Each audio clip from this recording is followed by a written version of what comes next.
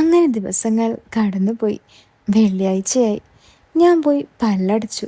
അന്നും ഞങ്ങൾ കുറേ സംസാരിച്ചു, ജോലിയെപ്പറ്റിയും നാടിനെ പറ്റിയൊക്കെ. അന്ന് തിരിച്ച് വീട്ടിലെത്തിയ ഞാൻ FB തുറന്ന് അവൾക്ക് ഒരു റിക്വസ്റ്റ് അയച്ചു. കുറച്ചു നേരം അതിൽ നോക്കി. പിന്നെ കുളിയും കഴിഞ്ഞ് ഭക്ഷണം കഴിച്ച് തിരിച്ചു വന്ന് ഫോൺ എടുത്തപ്പോൾ റിക്വസ്റ്റ് ആക്സെപ്റ്റ് ചെയ്ത നോട്ടിഫിക്കേഷൻ വന്നു കിടക്കുന്നു. ഞാൻ അവളുടെ പ്രൊഫൈലിൽ കയറി നോക്കി. ഓൺലൈനിൽ കാണുന്നില്ല. മെസ്സേജ് അയച്ചാലോ എന്ന് ചിന്തിച്ചു. പിന്നെ വേണ്ടെന്ന് വെച്ചു. പിന്നെ കുറേ നേരം ഫോണിൽ കളിച്ചു. പിന്നെ എന്തൊക്കെയോ മധുര സ്വപ്നങ്ങൾ കണ്ട് ഞാൻ ഉറങ്ങിപ്പോയി. എഴുന്നേൽക്കുമ്പോൾ എൻ്റെ പാൻറ് നനഞ്ഞിരിക്കുന്നു. അന്ന് കുറച്ച് വർക്കുണ്ടായിരുന്നുകൊണ്ട് സമയം പെട്ടെന്ന് പോയി. വൈകുന്നേരം പിന്നെയും അവളുടെ പ്രൊഫൈൽ എടുത്ത് നോക്കി. അല്ലെങ്കിലും എനിക്ക് എല്ലാ കാര്യത്തിലും ഒരു സ്റ്റാർട്ടിങ് ട്രബിൾ ഉള്ളതാണ്. മെസ്സേജ് അയച്ചാലോ എന്ന് തോന്നി. പക്ഷേ അവളെന്ത് വിചാരിക്കും എന്ന കോംപ്ലക്സ് എന്നെ അതിൽ നിന്നും പിന്തിരിപ്പിച്ചു.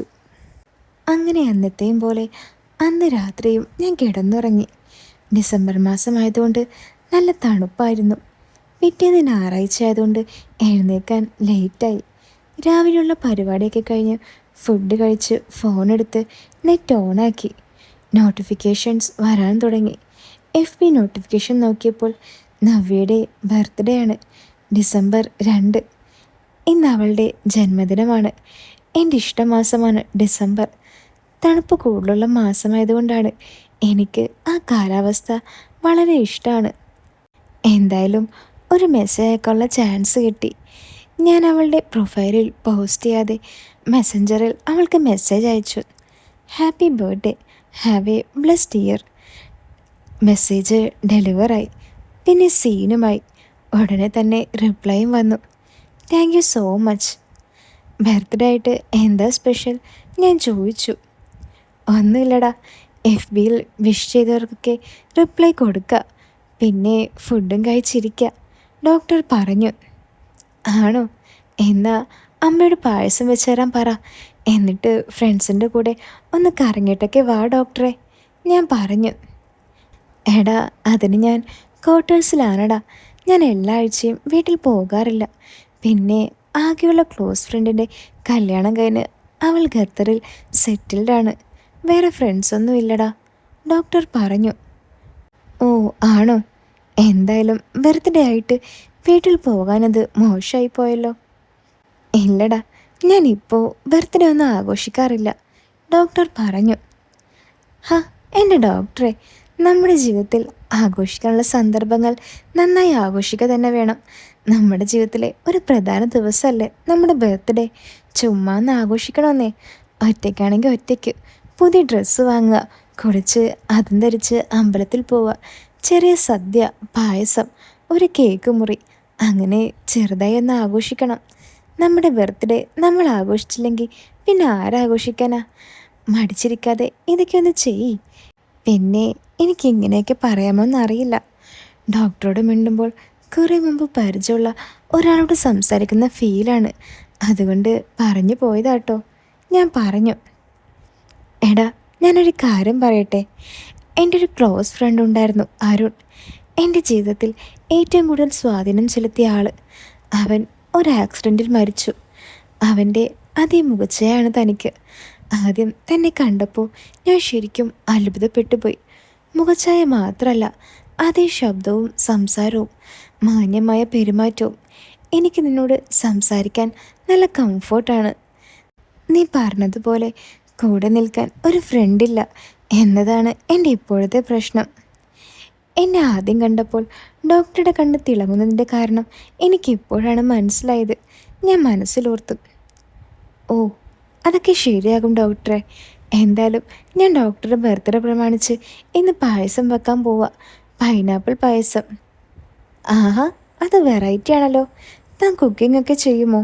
ഡോക്ടർ ചോദിച്ചു. പിന്നെ പണ്ട് അമ്മയ്ക്കും വല്യമ്മയ്ക്കും വൈറൽ ഫീവർ വന്നപ്പോൾ കുക്കിംഗ് ചെയ്ത് നോക്കിയതാ. പിന്നെ അതിനോട് ഇഷ്ടം തോന്നി. ഉണ്ടാക്കിയതെല്ലാം നല്ല ടേസ്റ്റ് ആയതോടെ അതിനോട് ഇഷ്ടം കൂടി. ഓരോ പാചക പരീക്ഷണം ഞാൻ ചെയ്യാൻ തുടങ്ങി. പിന്നെ അതൊരു പതിവായി മാറി. പിന്നെ ഞാൻ അത്യാവശ്യം മടിയുള്ള ആളായതുകൊണ്ട് മൂഡ് വരുമ്പോഴേ ചെയ്യൂ. വീടിൻ്റെ പുറകിൽ കുറച്ച് കൈതച്ചക്ക ചെടിയുണ്ട്. പഴുത്തത് പറിച്ചു വെച്ചിട്ട് 2-3 ദിവസമായി. ഇപ്പോൾ ബർത്ത്ഡേ പായസത്തിൻ്റെ കാര്യം പറഞ്ഞപ്പോൾ ഒന്ന് മൂഡ് വന്നു. ആണോ? എനിക്കും കുക്കിംഗ് ഒരു പാഷനാടാ. യൂട്യൂബ് നോക്കി ഞാനും പരീക്ഷണങ്ങൾ നടത്താറുണ്ട്. ഞാൻ ഇതുവരെ പൈനാപ്പിൾ പായസം കഴിച്ചിട്ടില്ല. ഒരു ദിവസം ഉണ്ടാക്കി നോക്കണം, ഡോക്ടർ പറഞ്ഞു. ആഹാ, അടിപൊളി. എൻ്റെ ബൈക്ക് വർക്ക്ഷോപ്പിലാണ്. ഇന്ന് ഞായറാഴ്ച ആയതുകൊണ്ട് അങ്ങോട്ടുള്ള ബസ്സും ഇല്ല. അല്ലെങ്കിൽ ഞാൻ ഇന്ന് തന്നെ കൊണ്ട് തരുമായിരുന്നു. എന്തായാലും നാളെ ക്ലിനിക്കിൽ കൊണ്ട് തരട്ടെ, കുടിക്കുമോ? ഞാൻ ചോദിച്ചു. ആ, അതിനെന്താടാ, എൻ്റെ ബർത്ത്ഡേ പ്രമാണിച്ച് നീ ഉണ്ടാക്കിയതല്ലേ, നീ കൊണ്ടുവാ. നാളെ എനിക്ക് ഓഫാണ്. രാവിലെ മുതൽ ക്ലിനിക്കിൽ കാണും. പിന്നെ താൻ പറഞ്ഞതുപോലെ എന്നെ ചെറുതായി ആഘോഷിക്കാൻ ഞാൻ തീരുമാനിച്ചു. ഇവിടെയുള്ള സാധനങ്ങൾ കൊണ്ട് ചെറിയൊരു സദ്യയും സേമിയുമുണ്ട്. അതുകൊണ്ട് ഒരു പായസവും വെക്കാം. കേക്ക് മുറി എന്തായാലും നടക്കില്ല. ഇനി പുറത്തു പോകാൻ വയ്യ. വൈകുന്നേരം ഒന്ന് അമ്പലത്തിലും പോകാം, ഡോക്ടർ പറഞ്ഞു. ആഹാ, സൂപ്പർ ഡിസിഷൻ. എന്നാ ശരിയടാ, ഞാൻ പണി തുടങ്ങട്ടെ, പിന്നെ കാണാം. Okay, bye. ഹോ, എത്ര പെട്ടെന്നാണ് ഞങ്ങൾ അടുത്തത്. സത്യം പറഞ്ഞാൽ എനിക്ക് അത്ഭുതമായിരുന്നു. പിന്നെ ഞാൻ പായസത്തിൻ്റെ പരിപാടിയിലേക്ക് കടന്നു. കുറേ സമയമെടുത്ത് ശ്രദ്ധിച്ചാണ് ഞാൻ ഉണ്ടാക്കിയത്. അങ്ങനെ പായസം റെഡിയായി. വാവ്, നല്ല ടേസ്റ്റ്. അതിനുശേഷം വല്യമ്മയ്ക്കും അമ്മയ്ക്കും കൊടുത്തു. അവർക്കും ഭയങ്കര ഇഷ്ടമായി. എനിക്കത് കേട്ടപ്പോൾ സമാധാനമായി. ഡോക്ടർക്ക് കൊടുക്കേണ്ടതല്ലേ. കുറച്ച് കഴിഞ്ഞപ്പോൾ മെസ്സഞ്ചറിൽ ഒരു നോട്ടിഫിക്കേഷൻ വന്നു. ഞാൻ പോയി നോക്കി. ഡോക്ടറുടെ മെസ്സേജാണ്, സത്യയുടെയും പായസത്തിൻ്റെയും ഫോട്ടോ. ആഹാ, അടിപൊളിയാക്കിയല്ലോ, ഞാൻ പറഞ്ഞു. അതേടാ. അല്ല, നിൻ്റെ പായസം എന്തായി? അതൊക്കെ റെഡിയായി. എല്ലാവരും കുടിച്ചു. നല്ല ടേസ്റ്റും ഉണ്ടായിരുന്നു. ഓഹോ, എന്നിട്ട് നീ എനിക്കൊരു പിക്ക് അയച്ചില്ലല്ലോ. ആ, അയ്യോ സോറി, ഞാൻ ഇപ്പോൾ അഴക്കാം. ഞാൻ പോയി ഫോട്ടോ എടുത്ത് സെൻഡ് ചെയ്യാൻ നോക്കി. പക്ഷേ സെൻഡ് ആവുന്നില്ല. ഇത് സെൻഡ് ആവുന്നില്ലല്ലോ, ഞാൻ പറഞ്ഞു.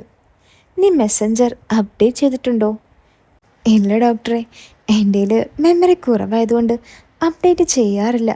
പിന്നെ ഇതിലാരും അങ്ങനെ മെസ്സേജ് അയക്കാറുമില്ല. ഓ, അപ്പോൾ നിനക്ക് വാട്സപ്പ് ഇല്ലേ? നമ്പർ താ, ഡോക്ടർ പറഞ്ഞു. അങ്ങനെ ഞാൻ നമ്പർ കൊടുത്തു. ഡോക്ടർ മെസ്സേജ് അയച്ചു. ഞാൻ നമ്പർ സേവ് ചെയ്തു. പിക്ക് ഡോക്ടർക്ക് അയച്ചും കൊടുത്തു. വാവ്, കാണാൻ നല്ല അടിപൊളിയാണല്ലോ. കണ്ടപ്പോൾ തന്നെ എനിക്ക് കൊതിയായി. നീ ഇത് നാളെ കൊണ്ടുവന്ന് തരുമോ? ലേറ്റായാൽ ഞാൻ വീട്ടിൽ വന്ന് കുടിച്ചോളാം, ഡോക്ടർ പറഞ്ഞു. ആ, ഞാൻ കൊണ്ടുതരാം, ഷുവർ. ഇപ്പോൾ എന്താ പരിപാടി? അത് പായസം കുടിച്ചോണ്ട് നല്ല ഉറക്കം വരുന്നു. ഒന്ന് ഉറങ്ങണം, എന്നിട്ട് കുളിച്ച് അമ്പലത്തിൽ പോകണം. ആ, അപ്പോൾ ശരി ഡോക്ടറെ, ഡോക്ടർ ഉറങ്ങിക്കോ. ഞാനും കുറച്ച് ഉറങ്ങട്ടെ. ഓക്കേടാ, ബൈ. അങ്ങനെ ഞാൻ കുറച്ചു നേരം ഉറങ്ങി. വൈകുന്നേരം ജതി വന്ന് വിളിച്ചപ്പോഴാണ് ഞാൻ എഴുന്നേറ്റത്. അവനും പായസം കൊടുത്തു. പിന്നെ ഞങ്ങൾ ഗ്രൗണ്ടിൽ ക്രിക്കറ്റ് കളിക്കാൻ പോയി. കളിച്ചു വന്ന് കുളിയും ജപവും കഴിഞ്ഞപ്പോഴേക്കും 7 മണിയാകാറായി. ഞാൻ ഫോണെടുത്ത് നെറ്റ് ഓണാക്കി. ഡോക്ടറുടെ മെസ്സേജ് കണ്ടു. പെട്ടെന്ന് ഓപ്പണാക്കി. എൻ്റെ അമ്മോ, എന്തൊരു മൊഞ്ചത്തി പെണ്ണാണ്. ഒരു സെറ്റ് സാരി എടുത്ത് ദേവിയെ പോലുള്ളൊരു ഫോട്ടോ. താഴെ അമ്പലത്തിലാണെന്നുള്ളൊരു മെസ്സേജും. ചന്ദനക്കുറി വെച്ചതോടെ ആ മുഖത്തെ ഐശ്വര്യം ഇരട്ടിയായതുപോലെ. ഞാൻ ആ ഫോട്ടോ സൂം ചെയ്ത് അവളുടെ മുഖം നോക്കി നിന്നു. എനിക്കവളോട് പ്രണയം തോന്നി. പിന്നെ ഞാൻ റിപ്ലൈ കൊടുത്തു. വാവ്, സൂപ്പർ, നല്ല സുന്ദരിയായിട്ടുണ്ടല്ലോ. ആണോടാ? Thank you so much. എന്നാൽ ഇത് പ്രൊഫൈൽ പിക്ക് ആക്കിയാലോ? ആ, അത് പിന്നെ ചോദിക്കാനുണ്ടോ? വേഗം മാറ്റിക്കോ. അങ്ങനെ ഡോക്ടർ പ്രൊഫൈൽ പിക്ക് മാറ്റി. അല്ല, നീ എന്താ പ്രൊഫൈൽ പിക്ക് ഇടാത്തെ? ഡോക്ടർ ചോദിച്ചു. അതിന് നമ്മളിത് ആരെ കാണിക്കാനാ? ഞാൻ പറഞ്ഞു. കാണിക്കാൻ ആരെങ്കിലും ഉണ്ടായിട്ടാണോടാ എല്ലാവരും പ്രൊഫൈൽ പിക്ക് ഇടുന്നേ? പിക്ക് കണ്ട് ചാറ്റ് ചെയ്യുമ്പോൾ നേരിട്ട് സംസാരിക്കുന്ന ഒരു ഫീല് കിട്ടും, ഡോക്ടർ പറഞ്ഞു. അത് ഞാൻ സെൽഫി എടുത്താൽ ശരിയാവില്ല. നാളെ എൻ്റെ ഒരു ഫ്രണ്ടുണ്ട് ജിതി, അവനെ കൊണ്ട് ഫോട്ടോ എടുപ്പിച്ചിടാം. എടാ, ഞാൻ അത്യാവശ്യം നന്നായി ഫോട്ടോ എടുക്കും. നീ നാളെ വരുമ്പോൾ ഞാനെടുത്ത് തരാം. Okay, done. ഏതമ്പലത്തിലാ പോയേ? ഞാൻ ചോദിച്ചു. ഇവിടെ അടുത്ത് ഒരു കൃഷ്ണൻ്റെ ക്ഷേത്രം ഉണ്ടടാ, അവിടെയാ. ഓ, എടാ, വീട്ടിൽ നിന്നും കോള് വരുന്നുണ്ട്, പിന്നെ കാണാട്ടോ. ആ, ഓക്കെ, ബൈ. അന്ന് രാത്രിയും ഞങ്ങൾ കുറച്ചു നേരം ചാറ്റ് ചെയ്തു. പിറ്റേന്ന് രാവിലെ 10 മണിയായപ്പോൾ ഫ്രിഡ്ജിൽ എടുത്തു വെച്ച പായസം ഒരു കുപ്പിയിലെടുത്ത് ബാഗിൽ വെച്ച് അതുമായി ക്ലിനിക്കിലേക്ക് ചെന്നു. പുറത്താരെയും കണ്ടില്ല. ഞാൻ പതിയെ കൺസൾട്ടിംഗ് റൂമിൻ്റെ വാതിലിൽ മുട്ടി. അപ്പോൾ ഡോക്ടർ വന്ന് വാതിൽ തുറന്നു. ഡോക്ടർ ചിരിച്ചുകൊണ്ട് എന്നോട്, വാടാ, ഞാൻ നിൻ്റെ പായസം പ്രതീക്ഷിച്ചിരിക്കുകയായിരുന്നു. ആ, ഞാൻ കൊണ്ടുവന്നിട്ടുണ്ട്. അതും പറഞ്ഞ് ഞാൻ പായസം എടുത്തു കൊടുത്തു. ഇത് കുറേ ഉണ്ടല്ലോടാ, ഞാനിന്ന് വീട്ടിൽ പോകുന്നുണ്ട്, അപ്പോൾ കുറച്ച് വീട്ടിലും കൊടുക്കാം. ഞാൻ ഉണ്ടാക്കിയാണെന്ന് പറയാം. എന്തേ? ഓ ശരി, ആയിക്കോട്ടെ. ഡോക്ടർ ഒരു ഗ്ലാസ് പായസം എടുത്ത് കുടിച്ചു. ഡാ വിവേക്, ഇതിന് എന്തൊരു ടേസ്റ്റാടാ. നീ സൂപ്പർ കുക്ക് തന്നെ. ഇതിനി വീട്ടിൽ കൊണ്ടുപോകണോ? എനിക്ക് അതൊന്ന് ആലോചിക്കണം. പിന്നെ ഇന്നു മുതൽ ഞാൻ നിന്നെ വിച്ചു എന്ന് വിളിക്കാം. ആഹാ, വിച്ചു, അത് കൊള്ളാലോ, നല്ല രസമുണ്ട്. ഞാൻ പറഞ്ഞു. എടാ, നിനക്ക് ഞാനുണ്ടാക്കിയ പായസം വേണോ? ആ, വേണം. ആ, ഇത് ഞാൻ നിനക്കായി കൊണ്ടുവന്നതാ. ഡോക്ടർ ഒരു പാത്രത്തിൽ നിന്നും പായസം എടുത്ത് ഗ്ലാസ്സിലേക്ക് ഒഴിച്ച് എനിക്ക് തന്നു. ഞാനത് കുടിച്ചു. ആഹാ ഡോക്ടറെ, അടിപൊളി പായസം. കുറേ സേമിയ പായസം കുടിച്ചിട്ടുണ്ട്, പക്ഷേ ഇതിന് ഒരു രക്ഷയുമില്ല. അത്രയ്ക്ക് ടേസ്റ്റാ. പക്ഷേ ഇതിലെന്തോ ഒരു സ്പെഷ്യൽ സാധനമുണ്ട്. അതെന്താണെന്ന് എനിക്ക് മനസ്സിലാവുന്നില്ല. അത് കേട്ടതും ഡോക്ടർ ചിരിച്ചുകൊണ്ട്, അതെൻ്റെ സീക്രട്ടാ, ഞാൻ പറഞ്ഞു തരില്ല മോനെ. പിന്നെ നീ എന്നെ എന്താ വിളിച്ചത്, ഡോക്ടറെ എന്നോ? നമ്മൾ ഇത്രയും കമ്പനി ആയിട്ടും ഞാൻ നിന്നെ വിച്ചു എന്ന് വിളിക്കാൻ തുടങ്ങിയിട്ടും നീ എന്നെ ഡോക്ടർ എന്നാണ് വിളിക്കുന്നതല്ലേ? അയ്യോ, അത് ഞാൻ പിന്നെ. എടാ, നീ എന്നെ നവ്യ എന്ന് വിളിച്ചാൽ മതി. അത് ഡോക്ടർ എന്നെക്കാളും മൂത്തതല്ലേ, അപ്പോൾ ഞാനെങ്ങനെ ആ പേര് വിളിക്കാം? ഓഹോ, അപ്പോൾ നിനക്കെന്നെ ചേച്ചിന്ന് വിളിക്കണോടാ? ഒരു കപട ദേഷ്യത്തോടെ ഡോക്ടർ ചോദിച്ചു. അയ്യോ, അതൊന്നും വേണ്ട. അല്ലേലും കണ്ട ചേച്ചി നിന്നും വിളിക്കാൻ തോന്നില്ല. അതെന്താടാ? അത് കണ്ടാൽ ഒരു 25 അത്രേ തോന്നും. ഞാൻ നവ്യൻ തന്നെ വിളിച്ചോളാം, പോരെ? 25? വെറുതെ പറയല്ലേ മോനെ. അല്ല, സത്യമായിട്ടും ഞാൻ ആദ്യം കണ്ടപ്പോൾ അത്രേ വിചാരിച്ചേ. ആ, അതെന്തായാലും എനിക്ക് സുഖിച്ചു കേട്ടോ. അതിപ്പോൾ നിന്നെ കണ്ടാലും ഒരു 23, 24 അത്രയ്ക്ക് തോന്നും. നിനക്ക് 29 വയസ്സായെന്ന് ആരും പറയില്ല. അതുപോലെ തന്നെ ട്രെൻഡ് ചെയ്ത താടിയും മീശയും കുട്ടിത്തമുള്ള മുഖവും. നീ എന്താടാ ഇപ്പോഴത്തെ ട്രെൻഡ് പോലെ കട്ടിത്താടിയും മീശയും വെക്കാത്തെ? ഡോക്ടർ ചോദിച്ചു. അത് ഞാൻ അങ്ങനെ ട്രെൻഡൊന്നും നോക്കാറില്ല. എനിക്ക് കംഫർട്ടബിൾ അതേ ഞാൻ ചെയ്യാറുള്ളൂ. ഒരിക്കൽ ചുമ്മാ തോന്നിയിട്ട് ഒന്ന് വളർത്തിയായിരുന്നു, പക്ഷേ ഭയങ്കര അസ്വസ്ഥതയായിരുന്നു, പിന്നെ ചെയ്തിട്ടില്ല. അതേതായാലും നന്നായി. ഇങ്ങനെ കാണാൻ അടിപൊളിയാട്ടോ. Thank you. അല്ല, ഇന്ന് പേഷ്യൻസിനെ ഒന്നും കാണുന്നില്ലല്ലോ, എന്തു പറ്റി? ഞാൻ ചോദിച്ചു. സാധാരണ വർക്കിംഗ് ഡേയ്സിൽ ഞാൻ വൈകുന്നേരം അല്ലേടെ ഉണ്ടാകാറുള്ളൂ, അതുകൊണ്ടാണ്. എന്തായാലും നിൻ്റെ ഫോട്ടോ ഞാൻ എടുത്തു തരാം. ഇന്ന് തന്നെ പ്രൊഫൈലിൽ പിക്കിടണം. അതും പറഞ്ഞ് അവിടെ പുറത്തേക്ക് തുറന്നെടുക്കുന്ന ഒരു ഗ്ലാസ് വിൻഡോയുടെ കർട്ടൻ മാറ്റി. പുറത്തെ പ്രകൃതി ഭംഗി അതിലൂടെ കാണാമായിരുന്നു. അവൾ ക്യാമറ എടുത്ത് എന്നെ പോസ്റ്റ് ചെയ്ത് നിർത്തി. എന്നിട്ട് കുറച്ച് ക്ലിക്സ് എടുത്തു. അതെനിക്ക് കാണിച്ചും തന്നു. ആഹാ, അടിപൊളി പിക്സ്. എനിക്ക് ഇത്രയും ലുക്കൊക്കെ ഉണ്ടായിരുന്നോ? എന്തായാലും താൻ കിടിലൻ ഫോട്ടോഗ്രാഫർ തന്നെയാണ്, ഞാൻ പറഞ്ഞു. താങ്ക്സ് ഡാ. അവളെനിക്ക് എല്ലാ പിക്സും അയച്ചു തന്നു. ഞാൻ അപ്പോൾ തന്നെ അതിൽ നിന്നും എനിക്ക് ഏറ്റവും ഇഷ്ടപ്പെട്ടത് പ്രൊഫൈൽ പിക്കാക്കി. ഡാ വിച്ചു, നീ ഇന്നലെ പറഞ്ഞതുപോലെ ചെയ്തതുകൊണ്ട് കുറേ വർഷങ്ങൾക്ക് ശേഷം ഞാൻ ഹാപ്പിയായി. നിന്നെപ്പോലൊരു ഫ്രണ്ടിനെ കിട്ടിയതിൽ ഞാൻ ലക്കിയാണ്, ഡോക്ടർ പറഞ്ഞു. ആഹാ, അപ്പോൾ എന്നെ ഫ്രണ്ടായി അംഗീകരിച്ചോ? അതെന്താടാ, നിനക്കെൻ്റെ ഫ്രണ്ട്ഷിപ്പ് ഇഷ്ടമല്ലേ? അയ്യോ, ഇഷ്ടമാണ്. നവ്യക്കറിയോ, എനിക്ക് ഫ്രണ്ട്സ് എന്ന് പറയാൻ ഗേൾസ് ആരുമില്ല. അതിനെന്താടാ, ഇനി ഞാനുണ്ടാകും. അല്ലെങ്കിലും കുറേ എണ്ണം ഉണ്ടായിട്ടും കാര്യമില്ല. എൻ്റെ അനുഭവമാണ്. ഡോക്ടർ പറഞ്ഞു. ഞാനൊരു കാര്യം ചോദിക്കട്ടെ? താൻ പുറമേ ചിരിക്കുകയും തമാശ പറയുകയും ചെയ്യുന്നുണ്ടെങ്കിലും ഉള്ളിൽ എന്തോ സങ്കടമുള്ള പോലെ ഫീൽ ചെയ്യുന്നുണ്ട്. ഫ്രണ്ട്സ് എന്ന് പറയാനും ആരുമില്ല. ശരിക്കും എന്താ തൻ്റെ പ്രശ്നം? ഞാൻ ചോദിച്ചു. അത് ഒരു വലിയ കഥയാടാ. ഞാൻ നിന്നോട് ഒരു ദിവസം പറയാം. ഇപ്പോൾ അതിനുള്ള മൂഡില്ല. പിന്നെ ഫ്രണ്ട്സ് ഇല്ലാത്തതല്ല, ഇപ്പോൾ രണ്ടുപേരുണ്ട്, റുബീനയും നീയും. അരുണിനോടും റുബീനയോടും ശേഷം ഒരാത്മബന്ധം തോന്നിയ ഫ്രണ്ടാണ് നീ. റുബീന ഖത്തറിലുള്ള ഫ്രണ്ടാണ്, അരുൺ മരിച്ചുപോയ ഫ്രണ്ടും. ആടോ, എൻ്റെ അവസ്ഥയും അത് തന്നെയാണ്. ആദ്യം മുതലേ തന്നോട് എനിക്ക് ഒരാത്മബന്ധം ഫീൽ ചെയ്തിരുന്നു. ഞാൻ പറഞ്ഞു. അല്ല, എന്താടാ നിൻ്റെ അടുത്ത പരിപാടി? എനിക്ക് ഒന്ന് ടൗണിൽ പോകണം, കുറച്ച് ഡ്രോയിങ്സ് കൊടുക്കണം. തനിക്കോ?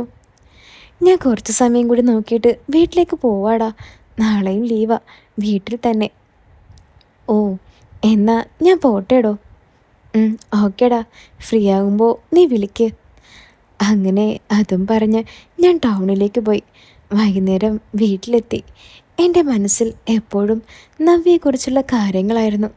7 മണി കഴിഞ്ഞപ്പോൾ അവളുടെ മെസ്സേജ് വന്നു. ഞങ്ങൾ ഓരോ കാര്യങ്ങൾ പറഞ്ഞുകൊണ്ടിരുന്നു. നീ മെസ്സേജുകൾക്കെല്ലാം പെട്ടെന്ന് റിപ്ലൈ തരുന്നുണ്ടല്ലോ. നിനക്ക് ലവറൊന്നും ഇല്ലേ? ഡോക്ടർ ചോദിച്ചു. ഓ, എന്നെയൊക്കെ ആര് പ്രേമിക്കാനാ? അയ്യോ പാവം, ആരും ഇല്ലേടാ നിന്നെ പ്രേമിക്കാൻ. വേണമെങ്കിൽ ഞാൻ പ്രേമിക്കാടാ. ഓ ആയിക്കോട്ടെ, സന്തോഷം. അയ്യടാ, ഞാൻ ചുമ്മാ പറഞ്ഞതാ. ആ, ഞാൻ സീരിയസ് ആയി പറഞ്ഞതാ. ഞാൻ റെഡിയാണ്. ഞാൻ പറഞ്ഞു. ഒന്ന് പോടെ വരങ്ങാ. ഡാ, നിനക്കിതുവരെ പ്രേമമൊന്നും ഉണ്ടായിട്ടില്ലേ? ആ, പ്രേമം ചിലരോട് തോന്നിയിരുന്നു. പക്ഷേ പ്രപ്പോസ് ചെയ്യാൻ കോൺഫിഡൻസ് ഇല്ലായിരുന്നു. അവസാനം ഒരുത്തി വന്നു. എൻ്റെ അകന്നൊരു ബന്ധുവായിരുന്നു അവൾ. നല്ല പെരുമാറ്റമായതുകൊണ്ട് എനിക്കിഷ്ടമായി. പോരാത്തതിന് അത്യാവശ്യം സുന്ദരിയും. ആദ്യം കുറച്ച് ചാറ്റ് ചെയ്ത് പിന്നെ അവളെ ധൈര്യം സംഹരിച്ച് ഞാനങ്ങ് പ്രപ്പോസ് ചെയ്തു. ആദ്യം ജാടയിട്ടെങ്കിലും മെല്ലെ അവൾ യെസ് പറഞ്ഞു. അങ്ങനെ ഞങ്ങൾ പ്രേമിച്ചു. പക്ഷേ ഒരിക്കൽ പോലും അവൾ എൻ്റെ കൂടെ ഔട്ടിങ്ങിനോ കറങ്ങാനോ വന്നിട്ടില്ല. അവളുടെ അച്ഛൻ പോലീസാണ്. അവൾക്ക് പേടിയാണെന്ന് പറഞ്ഞു. പക്ഷേ ഞങ്ങൾ കോളിങ്ങിലൂടെയും ചാറ്റിങ്ങിലൂടെയും പ്രേമിച്ചു. ഞാൻ സീരിയസ് ആയി വീട്ടിൽ പറയാൻ നോക്കാമെന്ന് പറഞ്ഞ സമയം അവൾ എൻ്റെ നക്ഷത്രം ചോദിച്ചു. ഞാൻ പറഞ്ഞു കൊടുത്തു. പിറ്റേ ദിവസം അവൾ പറഞ്ഞു, നമ്മുടെ നക്ഷത്രങ്ങൾ തമ്മിൽ ചേരില്ല, നമുക്ക് പിരിയാമെന്ന്. എനിക്ക് തലക്കടി കിട്ടിയ അവസ്ഥയായി. ആദ്യം വല്ലാതെ വിഷമിച്ചെങ്കിലും അവളെന്നെ തേച്ചതാണെന്ന് മനസ്സിലായപ്പോൾ ഞാൻ പതിയെ നോർമൽ അവസ്ഥയിലേക്ക് വന്നു. പിന്നെ ഞാനും ജിതിയും കൂടി അവളെപ്പറ്റി അന്വേഷിച്ചപ്പോഴാണ് അവൾ അങ്ങനെ ഒരു പെണ്ണാണെന്ന് മനസ്സിലായത്. ബോയ്സിൻ്റെ ഫീലിംഗ് വെച്ച് കളിച്ചു. അവരെ തേക്കുന്നത് അവളുടെ സ്ഥിരം പരിപാടിയാണെന്ന് ഞാൻ അറിഞ്ഞു. എനിക്കുള്ള പ്രണയം എന്നെ തേടി വരുമ്പോൾ സ്വീകരിക്കാം എന്നുള്ള വിചാരവുമായി ഞാൻ ജീവിക്കാൻ തുടങ്ങി. അവളോട് പോകാൻ പറയടാ. ശരിക്കും നീ രക്ഷപ്പെട്ടതാ. നിനക്കായി നല്ലൊരു പെണ്ണ് എവിടെയെങ്കിലും ഉണ്ടാകും. ആ, എന്തെങ്കിലും ആവട്ടെ. അല്ല, തനിക്ക് പ്രേമമൊന്നും ഇല്ലേ? ഞാൻ ചോദിച്ചു. ഉണ്ടായിരുന്നു. അത് പറയാൻ തുടങ്ങിയാൽ ഒരുപാടുണ്ടടാ പറയാൻ. ഞാൻ നേരിട്ട് പറയാം. നാളെ നീ ഫ്രീ ആണോ? ആ, അതെല്ലോ, എനിക്ക് നാളെ പരിപാടിയൊന്നുമില്ല. ഞാൻ പറഞ്ഞു. ഞാനും നാളെ ലീവാടാ. നിനക്ക് നാളെ രാവിലെ ഒരു 10 മണിക്ക് ടൗണിലെ പുഴയോരത്തുള്ള പാർക്കിങ്ങിൽ ഒന്ന് വരാൻ പറ്റുമോ? നവ്യ എന്നോട് ചോദിച്ചു. ആ, അതിനെന്താ, ഞാൻ വരാലോ. എന്നാൽ ശരിയടാ, നമുക്ക് നാളെ സംസാരിക്കാം. ഓക്കെ, ബൈഡാ, good night. Okay, good night. അങ്ങനെ അതും പറഞ്ഞ് ഞാൻ ഫോണും വെച്ച് കിടന്നുറങ്ങി. നാളെ നവ്യയെ കാണാൻ പോകുന്നതിനുള്ള സന്തോഷമോർത്ത്. അപ്പോൾ ഈ കഥ നിങ്ങൾക്ക് ഇഷ്ടപ്പെട്ടോ? ഇഷ്ടപ്പെട്ടാൽ വീടൊന്ന് ലൈക്ക് ചെയ്യാൻ മറക്കല്ലേ. അതുപോലെ തന്നെ ഇതിൻ്റെ അടുത്ത പാർട്ട്, അതായത് ഇതിൻ്റെ 3rd പാർട്ട് ഞാൻ ഉടൻ തന്നെ ഇടാട്ടോ. അതുപോലെ തന്നെ ഇതിൻ്റെ ഫസ്റ്റ് പാർട്ടും ഉണ്ട്, അതും കേൾക്കണേ. പിന്നെ ടെലിഗ്രാമിന് സ്റ്റോറി അയക്കാൻ മെസ്സേജ് അയക്കുന്ന ആൾക്കാർ കുറച്ചും കൂടി ഒന്ന് വെയിറ്റ് ചെയ്യണം കേട്ടോ. ടെലിഗ്രാം ശരിയായി കഴിഞ്ഞാൽ ഉടനെ ഞാൻ റിപ്ലൈ തരുന്നതായിരിക്കും. അപ്പോൾ പുതിയൊരു കഥയായിട്ട് നമുക്ക് വീണ്ടും കാണാം. എല്ലാവരും കാത്തിരിക്കുക.